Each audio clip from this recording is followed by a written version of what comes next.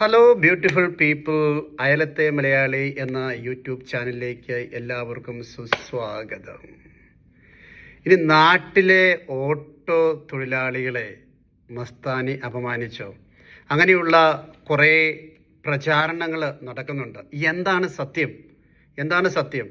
എനിക്ക് മസ്താനി ഓർക്കുമ്പോൾ വളരെ സങ്കടം തോന്നുന്നുണ്ട്. 2 ആഴ്ച കൊണ്ട് ഉള്ളിലിരിക്കുന്നത് എല്ലാം പുറത്തു വന്ന് അതുവരെ ഉണ്ടായിരുന്ന എല്ലാ നല്ല പേരും മാറ്റി കേരളത്തിൽ നിന്നല്ല, അങ്ങ് തെലുങ്കാനയിൽ നിന്നും കർണാടകത്തിൽ നിന്നും ഹിന്ദി നാട്ടിൽ നിന്നും തമിഴ്നാട്ടിൽ നിന്നൊക്കെ മേടിച്ചു കൂട്ടുന്ന മസ്താനി. എന്നാൽ ബിഗ് ബോസ് അവസാന ഫൈനാലെ വീക്കിലേക്ക് വിളിച്ചപ്പോൾ കാല് പിടിച്ച് പറഞ്ഞാണ് ഞാൻ വരുന്നില്ല എന്ന്. പക്ഷേ ആ കോൺട്രാക്റ്റ് ഉണ്ട്, അത് മാത്രമല്ല അവർ കൺവിൻസ് ചെയ്തു മസ്താനി പോരെ, ഒരു കുഴപ്പവും ഉണ്ടാവില്ല. അങ്ങനെ മസ്താനി വന്നപ്പോൾ ഫ്ലൈറ്റ് മിസ്സായി. എന്നിട്ടും അടുത്ത ഫ്ലൈറ്റ് പിടിച്ച് മസ്താനി വന്നു. വന്നു കഴിഞ്ഞപ്പോൾ ആരും വലിയ ഇൻട്രസ്റ്റ് ഒന്നും കാണിച്ചില്ല. അനീഷേട്ടൻ മാത്രമാണ് നല്ല ഇരുകൈ നീട്ടി സ്വീകരിച്ചത്. ചായയൊക്കെ ഉണ്ടാക്കി കൊടുത്തു. പിന്നീട് അനിമോളുടെ കൂടെ ചേർന്നിരിക്കുന്ന മസ്താനി നമുക്ക് കാണാനായിട്ട് സാധിക്കും. അങ്ങനെ അനിമോളുടെ പി ആറുകൾ അപ്പോൾ മസ്താനിനെ ടാർഗറ്റ് ചെയ്യുന്നത് വിട്ടു. എന്തൊക്കെ പറഞ്ഞു കഴിഞ്ഞാലും മസ്താനി ഒരു നല്ലൊരു നിലയിലേക്ക് ഈ ഒരു 2-3 ദിവസം കൊണ്ട് അവൾ എയറിൽ നിന്ന് താഴെ ഇറങ്ങുകയായിരുന്നു. അപ്പോഴാണ് ഇതാ ബിൻസി എന്ന ഒരു അവതാരം. സത്യം പറഞ്ഞു കഴിഞ്ഞാൽ അവിടെ എങ്ങാനും നിൽക്കുന്നുണ്ടായിരുന്നെങ്കിൽ ബിഗ് ബോസ് ഹൗസിലെ ഒരു വലിയൊരു ഗുണ്ടയായിട്ട് ബിൻസി മാറി. അവൾ സംസാരിച്ചു കഴിഞ്ഞാൽ എല്ലാവരും സൈലൻ്റ് ആയി പോവുക. ഒത്തൊന്ന് പറഞ്ഞു കഴിഞ്ഞാൽ എൻ്റെ പൊന്നോ, നമ്മൾ പോലും ഇങ്ങനെ പേടിച്ചിരിക്കുന്ന തരത്തിലുള്ള നല്ല സംസാരിക്കാൻ നല്ല കഴിവാണ്, നല്ല അതോറിറ്റേറ്റീവായിട്ട് അസർട്ടീവായിട്ട് പറയാനുള്ള കഴിവ് ബിൻസിക്കുണ്ട്. ബിൻസിയും ഈ മസ്താനിയും തമ്മിലുള്ള വഴക്കിനുള്ള കാരണം പുറത്ത് നടന്ന കാര്യങ്ങളാണ്.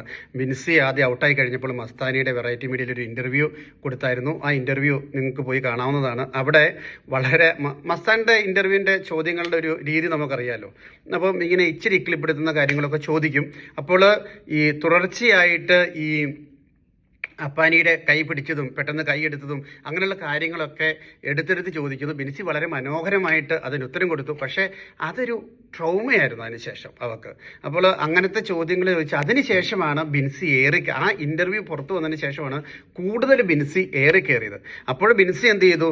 മസ്താനി കയറിപ്പോയി എവിക്റ്റ് ആയി കഴിഞ്ഞപ്പോൾ അത് ഇൻസ്റ്റയിൽ പോസ്റ്റ് ചെയ്തു. അത് 3 മില്യൺ അടുത്ത് വ്യൂസ് കിട്ടി. മസ്താനി കോപ്പിറൈറ്റ് അടിച്ച് അത് ഡിലീറ്റ് ചെയ്യിപ്പിച്ചു. അങ്ങനെ ഇവർ തമ്മിലൊരു പുറത്തൊരു ഫൈറ്റ് നടന്നു. ഉള്ളിൽ കയറി വന്നു കഴിഞ്ഞപ്പോൾ മസ്താനി യാതൊരു പ്രശ്നവുമില്ല, ആരോട്ട് പ്രശ്നവുമില്ല, സംസാരിക്കാനും ഒത്തിരി പോകുന്നില്ല, അനിമോളോട് ചേർന്ന് നിൽക്കുന്നു, അങ്ങനെ ഒരു മൂലയിലിരിക്കുകയാണ്. പക്ഷെ വിൻസിയുമായിട്ടുള്ള ഈ പ്രശ്നം പറഞ്ഞു തീർക്കണമെന്ന് ചിന്തിച്ചുകൊണ്ട് അങ്ങോട്ട് ചെന്ന് ഏണി കയറി മേടിച്ചതാണ്.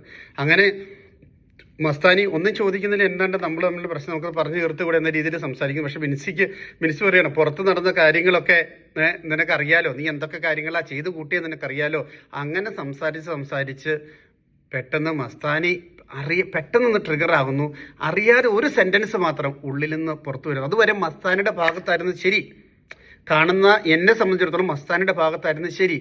പക്ഷേ ഒരു ചോദ്യത്തിൽ പെട്ടെന്ന് മസ്താനി പെട്ടു. ഞാൻ പറഞ്ഞു വെച്ചാൽ നമ്മൾ ഉള്ളിൽ കിടക്കുന്ന നമ്മൾ പോലും അറിയാതെ പുറത്തു വരും. ഏത് സമയത്താണ് പുറത്തു വരും, എത്രത്തോളം കൺട്രോൾ ചെയ്ത്. അതുകൊണ്ടാണ് അനിമോൾക്ക് PR-ൻ്റെ കാര്യം ആരെങ്കിലും നമ്മൾ PR കൊടുത്തു കഴിഞ്ഞിട്ട് നമ്മൾ PR കൊടുത്തുന്ന ആരെങ്കിലും ഷോയിൽ വന്നിട്ട് പറയുമോ, ഈ പെൺകുട്ടിക്ക് അത് പറയേണ്ടി വന്നത്. അത് ഉള്ളിൽ നിന്ന്. അതുപോലെ തന്നെ ആദില നൂറുടെ വിഷയത്തെ കാറിൻ്റെ അകത്ത് ഇരുന്നപ്പോൾ ആദിലയ്ക്ക് പറഞ്ഞ് പുറത്ത് ഉടനെ പോകും. അപ്പോൾ ഈ നമ്പറിൽ വിളിച്ച് അവരോട് പറയണം, അതായത് PR കൊണ്ട് സംസാരിക്കണം, ഇന്ന കാര്യങ്ങളൊക്കെ പറയണം എന്നൊക്കെ പറഞ്ഞു. അപ്പം അങ്ങനെയുള്ള കാര്യങ്ങൾ ഉള്ളിൽ നിന്ന് വരും. അത് തന്നെ ഇവിടെ മസ്താനിക്ക് സംഭവിച്ചു. മസ്താനി ആകപ്പാടെ പറഞ്ഞു, ചാച്ചൻ്റെ ഓട്ടോയിൽ കയറിയല്ലേ പോയെന്ന് വെച്ച് കഴിഞ്ഞാൽ അപ്പൻ ഓട്ടോ തൊഴിലാളിയാണ്, അതിനെ അപമാനിച്ചെന്ന തരത്തിൽ. അപ്പം ശരിക്കും ബിൻസി ട്രിഗറാവും. ഞാനാണെങ്കിൽ എൻ്റെ അപ്പൻ്റെ ജോലിയെക്കുറിച്ച് പറഞ്ഞ് എന്നെ അപമാനിച്ചു കഴിഞ്ഞാൽ എനിക്ക് അതേടി എന്ന് പറഞ്ഞു പിന്നെ അങ്ങോട്ട് തുടങ്ങിയാണ്. അങ്ങനെ 1 2 3 1 പടി 2 പടി 3 പടി 4 പടി, പിന്നെ ചെറുപറ വെടികൾ അല്ലെങ്കിൽ ചെറപറ ബോംബുകൾ എന്ന് ജഗദീഷ് ശ്രീകുമാർ പറഞ്ഞ പോലെയായിരുന്നു. അതിനിടയ്ക്ക് ബിൻസിയും പറയാൻ പാടില്ലാത്തൊരു കാര്യം പറയുന്നുണ്ട്. എനിക്കൊരു നല്ലൊരു അച്ഛനുണ്ട് എന്നുള്ളത്. എന്താണ് അത് പറഞ്ഞതെന്ന് എനിക്കറിയത്തില്ല. പക്ഷെ അതൊരു നല്ലൊരു സ്റ്റേറ്റ്മെൻ്റ് അല്ല. എന്തൊക്കെയായി കഴിഞ്ഞാലും വീണ്ടും ബിഗ് ബോസിൽ അടികൊട്ടി. ഇങ്ങനെ ഈ ബിഗ് ബോസ് സീസൺ 7 ഇങ്ങനത്തെ അപരാധ കഥകളും ഇങ്ങനത്തെ ആരോപണങ്ങളും PR-ൻ്റെ ഒരു ക്ലൈമാക്സിലെത്തിയിരിക്കുകയാണ്. എനിക്കറിയത്തില്ല അവിടെ എന്താണ് നടക്കുക ഇനി ഇതിൻ്റെ കാര്യത്തിൽ എങ്ങനെയാണെന്ന്. PR-ൻ്റെ കളികളെക്കുറിച്ച് വേറൊരു വീഡിയോ ഞാൻ ഇടുന്നതായിരിക്കും. എന്തായാലും ഈ ബിൻസിയുടെയും മസ്താനിയുടെയും കാര്യത്തിൽ ഇതാണ് സംഭവിച്ചത്. ഇതിനിടയ്ക്ക് അനീഷേട്ടൻ കയറി ഇടപെടാനായിട്ട് ചെല്ലുന്നുണ്ട്. അപ്പോൾ എല്ലാവരും കൂടെ അനീഷേട്ടനെ മാറ്റുകയാണ്. നിങ്ങൾ വലിയ നന്മോരം കളിക്കാനായിട്ട് അങ്ങോട്ട് പോകണ്ട, അവരടിച്ചോട്ടെ എന്ന രീതിയിൽ ഷാനവാസും അക്ബറും അപ്പാനിയും എല്ലാവരും മാറ്റി നിർത്തിയാണ്. എന്നാൽ ആരും ഇടപെടാനായിട്ട് പോകുന്നില്ല. ആ അടി അങ്ങനെ അങ്ങോട്ട് കലാശിച്ചു. നമ്മളത് ലൈവിലും എപ്പിസോഡിലും കണ്ടതാണ്. അപ്പം ഇതാണ് എനിക്ക് മസ്താനി ബിൻസി വിഷയത്തിൽ പറയാനുള്ളത്. Thank you so much for watching my video. Video ഇഷ്ടമായെങ്കിൽ നിങ്ങൾ കമൻറ്റ് ചെയ്യുക, ലൈക്ക് ചെയ്യുക, സബ്സ്ക്രൈബ് ചെയ്യുക. Thank you.